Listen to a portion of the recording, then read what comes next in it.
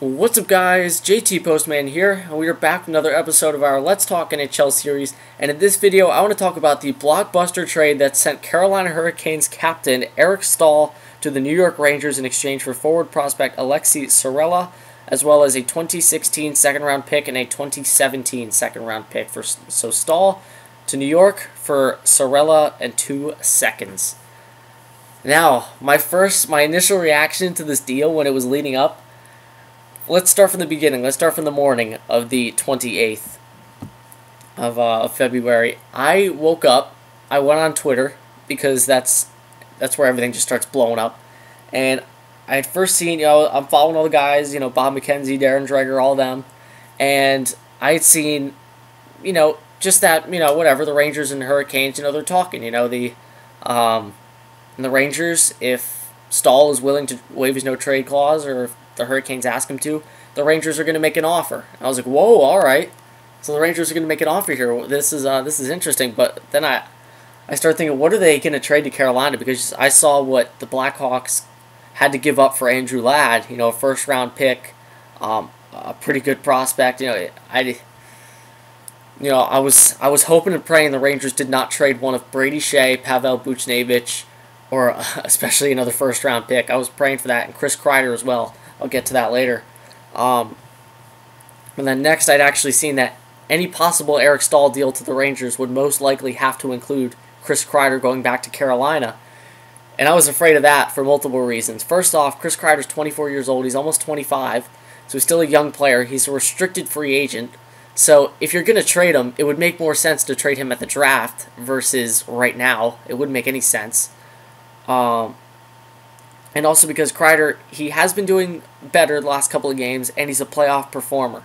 So there's no reason to give up Kreider at this point for Eric Staal. That would have just been horrible. And then I started to hear that talks between the two teams were heating up, and that it was getting close. And I was like, whoa, is this actually going to happen? Or are the Rangers actually going to get Eric Staal? Is the streak going to continue of them getting these star players at the trade deadline?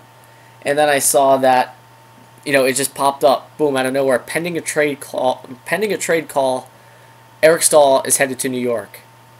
And my face just lit up. I just couldn't believe it. It's that same feeling every year. It's the same feeling when Nash, or when Brad Richards signed with the Rangers, when Nash got traded to the Rangers, when St. Louis got traded to the Rangers, when Keith Yandel went. It's just that the feeling never gets old. And, the Rangers, we felt it every single season. So it's it's like an annual thing. It's got to happen. We'll go through withdrawal if it doesn't happen. So it's a good thing it happened. And then again, just more thoughts. Well, who did they trade? Did they trade away Oscar Lindbergh? Did they trade away Kevin Hayes? What did they give up? And then it went through. I saw the details, and I was immediately psyched about this trade. I was so happy about this trade, and great job, Jeff Gorton. And I know there are Rangers fans out there that don't like it. I'll get to that in a minute. But a prospect who was drafted in the 3rd round of last year's draft and 2 second-round picks for a guy who has been to multiple All-Star games, has won a Stanley Cup, is a playoff performer, a captain of his franchise, and is a 6'4" centerman. I hear he's more of a left winger now, but either way, a big 6'4" forward. And he's going to be playing with his brother Mark Staal, so that's extra motivation as well. Coming to Madison Square Garden, New York City, that's big as well. It's crazy, man. I cannot wait. But the reason, well, before I get to that, for those of you Rangers fans who were saying, oh man, I was really hoping they wouldn't give up Alexei Sorella. I can't believe they gave him up. Oh, what a horrible trade. Why would they give him up? All these picks, they're wasting, they're giving their future away. What are they thinking?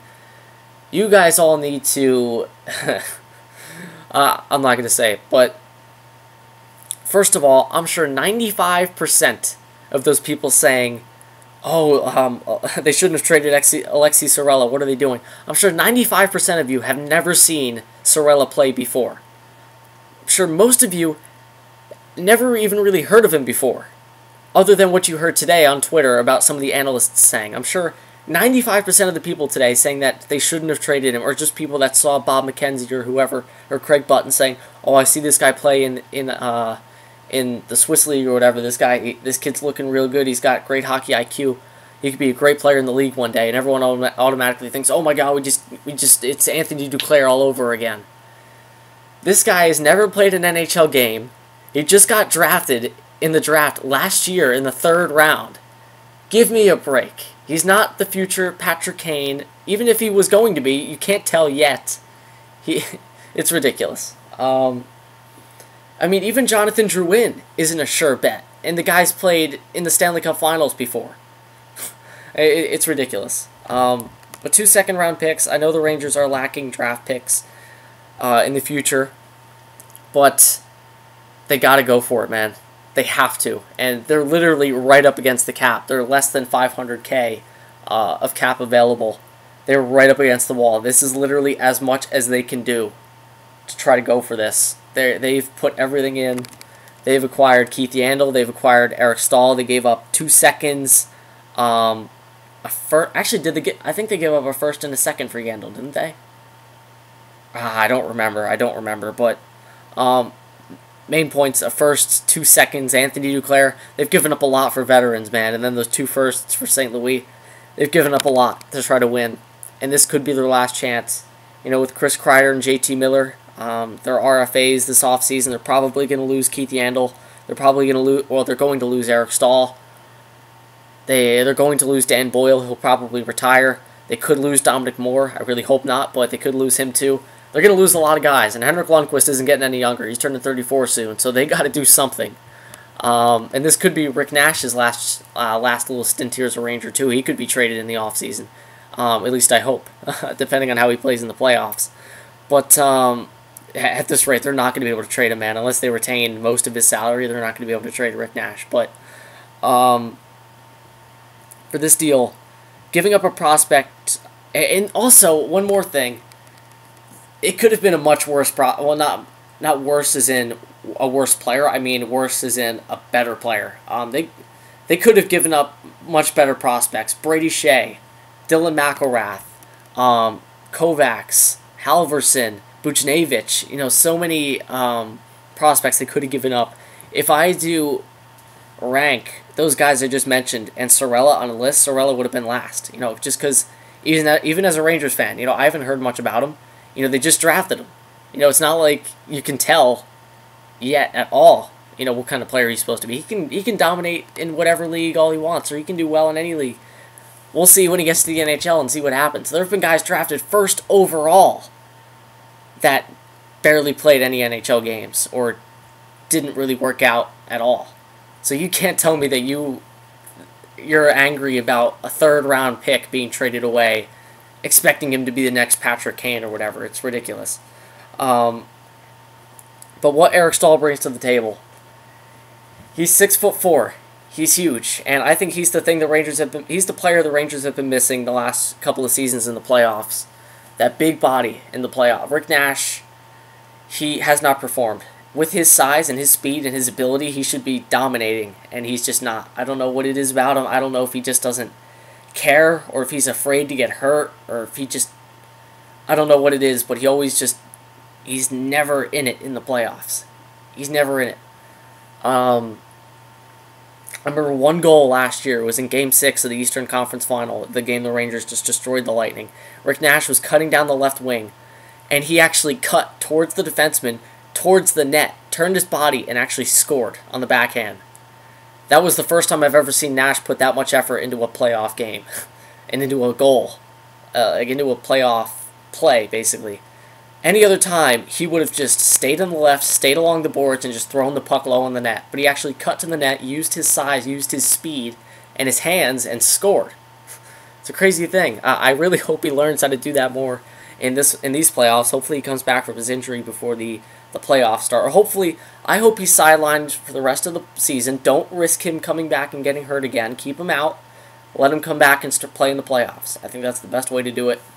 Don't risk him getting hurt again in the regular season. But Eric Staal, he's that big body. He's that first-line center or winger, whichever. I don't know what he'll play yet. We'll see tomorrow night, or tonight, really, as you guys are watching this. He's that big body. He's that name. He's, like I said, multiple-time All-Star, Stanley Cup champion. It's Eric Staal.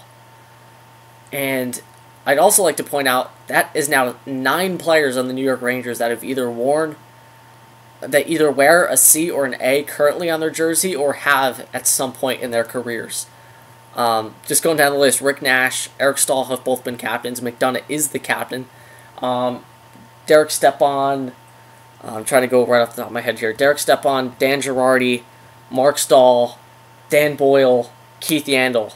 They've all worn A's. And then what's the last one? I can't think of the last one. I'm not sure right now.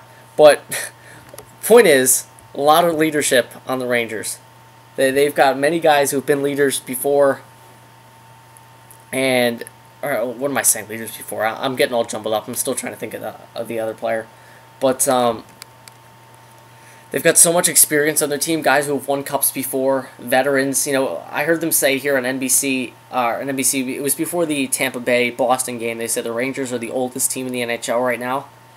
They're not that old. They're really not. Lundqvist is 34, well, almost 34. He's still one of the best goalies in the league. Girardi, Staal, they're all in their prime. Sure, Dan Boyle's old, but he's not bad. Klein's in his prime. Everyone's in their prime. Yandel's in his prime. You know, no one's old. I mean, Miller, Kreider, Brassard, Stepan, they're all younger than 28. They're all 28 or younger. Nash is 31. Stahl's 30. That's not old. You know, they're all right in their prime. So I don't know how you can make that argument that, oh, they're too old. They're really not. You know, it's not like their average age is 35. It's not like they got the Sedin twins and Yager on their first line.